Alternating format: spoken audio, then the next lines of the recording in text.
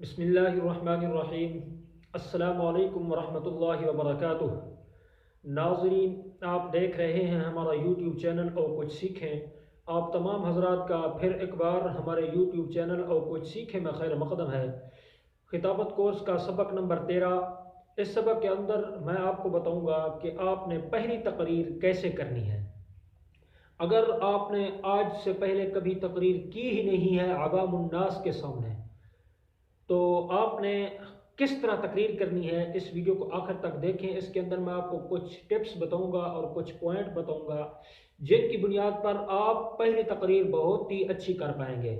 और इंशाअल्लाह मुझे उम्मीद है अगर आप इन तरीक़ों पर अमल करके खिताबत करेंगे, अवामुन्नास के सामने जाकर अपनी पहली तकरीर करते ही आप अपनी खिताबत का डंका बजा देंगे। अगर इस वीडियो को आखिर तक देखें तो इंशाअल्लाह मैं तो यही उम्मीद रखता हूँ कि आप एक अच्छे खतीब बन सकते हैं। ये उस पहली तकरीर की बात नहीं कर रहा जो माशाल्लाह आप पहले ही तकरीर करते हैं, लेकिन आप कहीं खिताबत और इमामत के लिए गए हुए हैं तो वहाँ पर जाकर जो आपने पहली तकरीर करनी है, ये उसकी बात नहीं कर रहा। इसकी बात मैं अगले किसी सबक के अंदर करूँगा कि अगर आप माशाल्लाह पहले खिताबत करते हैं, पहले अपनी तकारीर करते हैं, लेकिन आपको किसी नई जगह पर ऑफर हुई है तकरीर करने की, आप वहाँ पर गए हैं और तकरीर करना चाहते हैं, तो वहाँ आपकी तकरीर कैसे होनी चाहिए। जो अवाम उन्नास और जो आपके मुक़्तदी हैं, जिन्होंने आपको अपना इमाम मुंतखब किया है, उन पर आप अपने खिताबत का जौहर खोलें ताकि वो आपको अपना इमाम तस्लीम कर लें और आपको वहीं आपकी खिताबत के लिए जगह मिल जाए। इस पर मैं आगे जाकर बात करूँगा। आज उस तकरीर की बात नहीं कर रहा, आज उस पहली तकरीर की बात कर रहा हूँ जो आज से पहले आपने अवामुन्नास के सामने जाकर तकरीर की ही नहीं है। तो आज इसके ऊपर चंद गुजारिशात करनी है, तो इस वीडियो को आखिर तक देखें, इंशाअल्लाह आपको फ़ायदा होगा। तो चलिए आज का सबक शुरू करते हैं। शुरू करने से पहले छोटी सी गुजारिश है, अगर आपने अभी तक हमारे चैनल को सब्सक्राइब नहीं किया तो प्लीज़ जल्दी से इसको सब्सक्राइब कर दें और साथ ही बेल घंटी को दबा दें ताकि खिताबत कोर्स के मुतालिक आपका कोई भी सबक मिस ना होने पाए। और अगर वीडियो अच्छी लगती है तो वीडियो को लाइक ज़रूर किया करें, और अगर कोई मसला दरकार है तो कमेंट्स भी ज़रूर किया करें। तो चलिए आज का सबक शुरू कर लेते हैं। तो नाज़रीन, अगर आप सामईन के सामने पहली मरतबा तकरीर कर रहे हैं, आज से पहले आपने कभी तकरीर की ही नहीं है, तो आज के इस सबक के अंदर मैं कुछ टिप्स बताऊंगा। इन टिप्स पर आप अमल करें तो इंशाल्लाह आपको ज़रूर फ़ायदा होगा। तो मेरे दोस्त, अवामुन्नास के सामने जो पहली तकरीर की जाती है, ये तकरीर बहुत ही लाजवाब हुआ करती है और अवामुन्नास आपके हर अदा पर नज़र कर रही होती है। आपके लबो लहजा पर नोट किया जा रहा होता है और आपके अंदाज, आपके इशारात और किनायात देखे जा रहे होते हैं और आपके अल्फाज बहुत ही गौर से सुने जा रहे होते हैं। अगर आप इन तमाम चीज़ों के अंदर महारत दिखाते हैं तो आप अपने खिताबत के अंदर डंका बजा देंगे और अवामुन्नास के अंदर आपकी खिताबत मशहूर और मकबूल हो जाएगी। और आप फिर अपने खिताबत के अंदर ऐसे जौहर खोलेंगे कि लोगों को तारीख मांगने के लिए लोग आपसे तारीख लेंगे, लेकिन खिताबत के लिए आपके पास तारीख देने का वक्त नहीं होगा। अगर आप इन बातों पर अमल करते हैं तो अब बारी आती है, जब पहली तकरीर है, हम इन तमाम चीज़ों के अंदर महारत हासिल कैसे करें, इन तमाम चीज़ों को अवामुन्नास के सामने कैसे जाकर बयान करें। हमारी तो तकरीर ही पहली है, तो आइए इस पर कुछ टिप्स बताता हूँ। वीडियो को आखिर तक देखें, इंशाल्लाह आपको बहुत फ़ायदा होगा। तो मेरे भाई, आप पहली चीज़ जो पहली तकरीर के अंदर आपको काम आएगी वो ये है कि आप उस वक्त तक सामईन के सामने तकरीर ही ना करें जब तक आपका खौफ ख़त्म ना हो जाए। हाँ, अगर आपको अवामुन्नास कहते हैं कि तकरीर करो, याद रखो इससे पहले आपको तैयार होना पड़ेगा।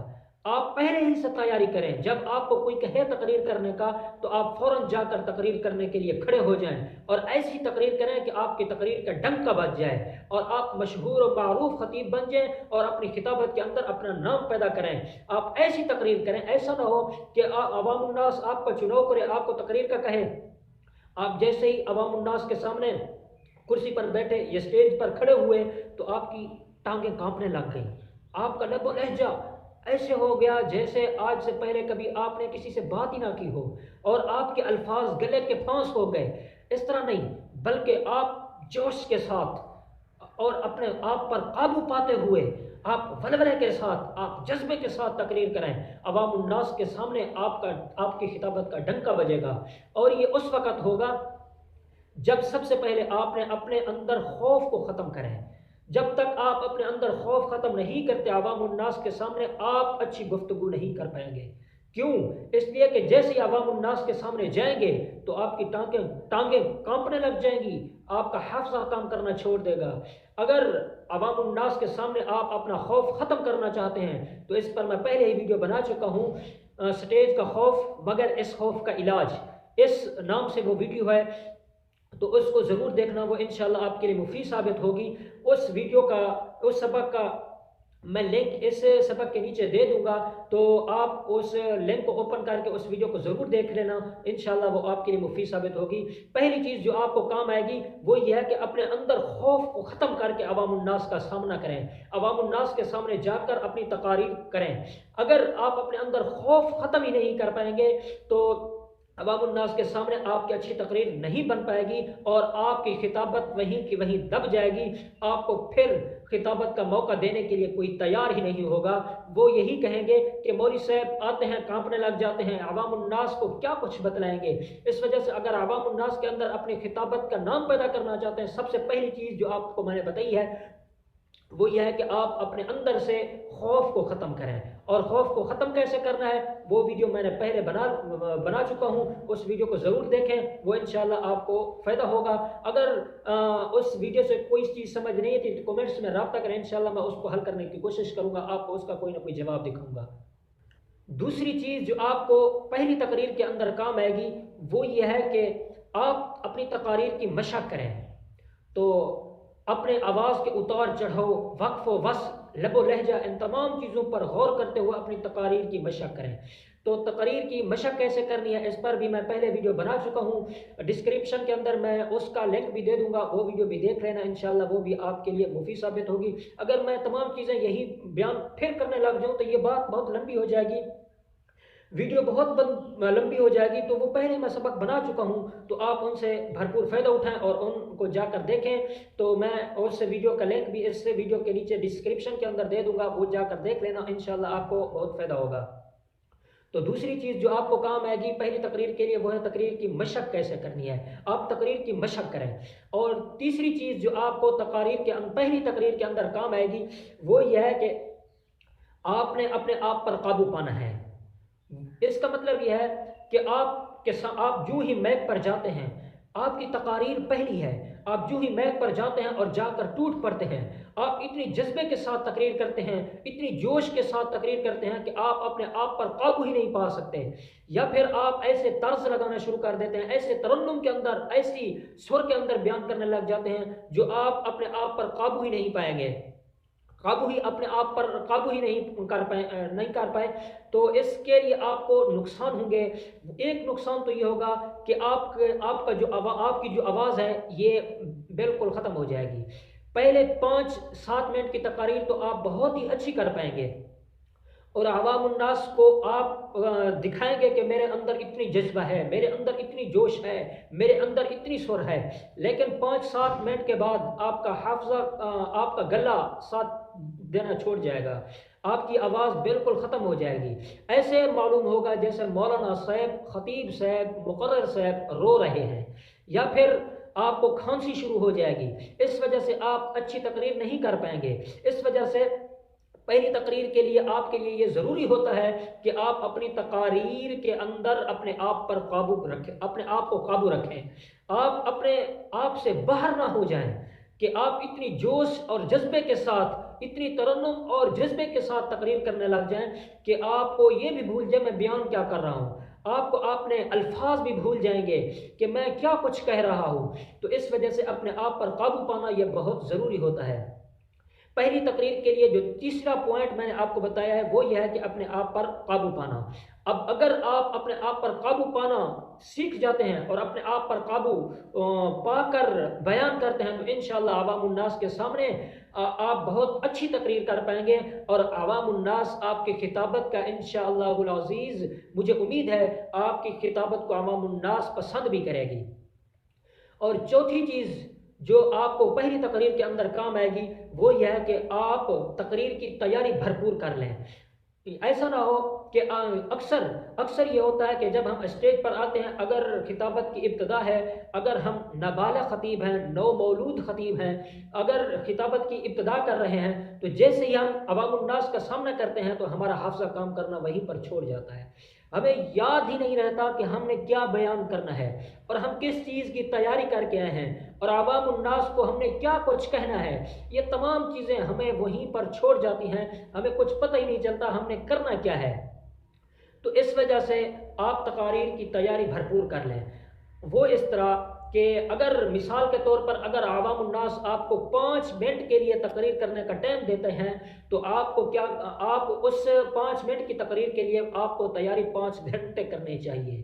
تو جب آپ 5 گھنٹے تقریر کی تیاری کریں گے تو آپ 5 منٹ بالکل خوبصورت انداز کے ساتھ اور خوبصورت لب و لہجہ کے ساتھ عوام الناس کے سامنے آ کر بیان کریں گے تو انشاءاللہ عوام الناس کو یہ تقریر آپ کی پسند آئے گی۔ یہ نہیں کرا کہ آپ تقریر کو رٹ کر جائیں، تقریر کو رٹنے کے نقصانات ہیں، تو اگر آپ بھی رٹی رٹائی تقاریر کرتے ہیں اور اس سے جان چھڑانا چاہتے ہیں تو وہ ہمارا پچھلے والا سبق نمبر جو 12 ہے، وہ خطابت کورس کا سبق نمبر 12 وہ ضرور دیکھیں، اس کا لنک بھی میں ڈسکرپشن کے اندر دے دوں گا، تو انشاءاللہ اس سے بھی آپ کو بہت فائدہ ہوگا۔ آپ اگر اس سبق کو دیکھ لیتے ہیں تو مجھے امید ہے کہ آپ تقاریر کی رٹنے کی عادت سے بالکل بری ہو جائیں گے اور آپ اپنے اندر کی بات لوگوں تک پہنچائیں گے۔ جیسے ایک اچھا خطیب کر پاتا ہے تقریر، تو آپ بھی ایسے ہی تقریر کر پائیں گے۔ تو پہلی تقریر کے اندر آپ کو جو چوتھی چیز کام آئے گی وہ یہ ہے کہ آپ نے تقریر کی بھرپور تیاری کرنی ہے، آپ تیاری کر کے جائیں، اور اگر آپ کا حافظہ کام کرنا چھوڑ جاتا ہے، ایسا کیوں ہوتا ہے اس پر اگلے کسی سبق کے اندر میں بات کروں گا اور سمجھاؤں گا۔ اگر آپ کا حافظہ کام کرنا چھوڑ جاتا ہے عوام الناس کے سامنے، اسٹیج پر جاتے ہی آپ کے الفاظ آپ کا ساتھ چھوڑ جاتے ہیں، آپ کا گلا ساتھ چھوڑ جاتا ہے، پچھلے ایک سبق کے اندر بھی میں اس پر تھوڑی بہت گفتگو کر چکا ہوں، لیکن اگلے کسی سبق کے اندر میں اس پر مزید ایک مکمل ویڈیو بتاؤں گا جس کے اندر میں آپ کو مکمل تفصیل کے ساتھ بتاؤں گا کہ آپ کا حافظہ کیوں چھوڑ جاتا ہے اور اس کے لیے آپ کو کیا کرنا چاہیے، آپ کی آواز لب و لہجہ یہ کیوں چھوڑ جاتے ہیں، تو آپ کو کیا کرنا چاہیے اگلے کسی سبق کے اندر انشاءاللہ میں بات کروں گا۔ اسی وجہ سے اکثر کہا کرتا ہوں کہ اگر آپ نے ابھی تک چینل کو سبسکرائب نہیں کیا تو پلیز جلدی سے اس کو سبسکرائب کر دیں اور بیل گھنٹی کو دبا دیں تاکہ کوئی بھی سبق آپ کا مس نہ ہونے پائے۔ انشاءاللہ میں آپ کو ایسے آپ کا ٹائم ضائع نہیں کروں گا، آپ کو ایسے ضروری اسباق بتاؤں گا جو ایک مقرر کے لیے، جو ایک خطیب کے لیے بہت ضروری ہوا کرتے ہیں۔ دوستوں مجھے امید ہے آج کے سبق سے آپ نے سیکھ لیا ہوگا کہ پہلی تقریر کیسے کرنی ہے، اور مجھے یہ بھی امید ہے آپ آج کا یہ سبق آپ کو پسند بھی آئے گا۔ اگر پسند آتا ہے تو اس ویڈیو کو لائک ضرور کریں، اس سے ہمارا حوصلہ افزائی ہوتا ہے، اور پتہ نہیں کتنی محنت کے ساتھ میں اس سبق کی تیاری کرتا ہوں، کتنی کتابوں کو مجھے مطالعہ کرنا پڑتا ہے، پھر آ کر میں آپ کو یہ سبق سناتا ہوں، اور میرے پاس وسائل بھی بہت کم ہیں، تو ان کے باوجود بھی میں کوشش کرتا ہوں آپ کو خطیب بنانے کی، آپ کو اپنے اسباق بتانے کی، تو اس وجہ سے ویڈیو کو لائک کر کے میرا حوصلہ افزائی ضرور کیا کریں، اور اگر کوئی مسئلہ درکار ہے، خطابت کے متعلق کوئی سوال ہے آپ کا، تو اس کے لیے کمنٹس ضرور کیا کریں اور اس کا انشاءاللہ میں کوئی نہ کوئی حل نکالوں گا۔ تو امید ہے آج کا سبق آپ کو یہ پسند آئے گا، تو ابھی کے لیے اتنا ہی، اور ملتے ہیں اگلی ویڈیو میں۔ اپنا بہت بہت خیال رکھیے گا اور مجھے اپنے خصوصی دعاؤں میں یاد رکھیے گا۔ السلام علیکم ورحمۃ اللہ وبرکاتہ۔